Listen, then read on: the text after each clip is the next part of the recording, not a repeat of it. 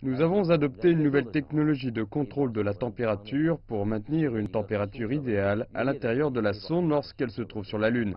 Il y avait beaucoup de défis à relever. Nous avons constaté que la capacité de transfert de chaleur du système de fluide à deux phases n'était pas conforme à nos attentes au sol.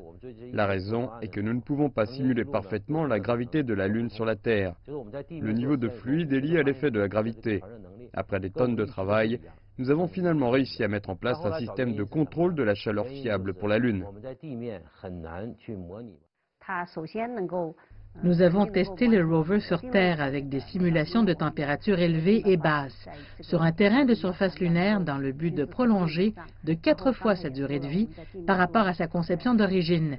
L'objectif était d'accroître sa fiabilité et sa durabilité. L'objectif désigné de la mission était de faire patrouiller le rover sur au moins 10 km.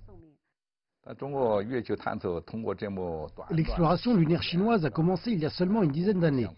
Contrairement à la concurrence pour la conquête de l'espace au cours des années 60 et 70, l'exploration spatiale chinoise a eu recours à un financement et à une main-d'œuvre économe, scientifique et rationnelle. Bien que nous y ayons débuté tard, nous avons commencé à partir d'un niveau élevé. Avec des investissements limités, nous avons réalisé de nombreux succès. Jusqu'à présent, nous n'avons effectué que 4 lancements. Et même si nous avons connu quelques problèmes, les missions ont été couronnées de succès à chaque fois. Au cours de la 4e phase d'exploration de la Lune, nous avons l'intention d'installer des stations scientifiques dessus. Nous avons conçu plus d'espace à bord pour les instruments d'autres pays.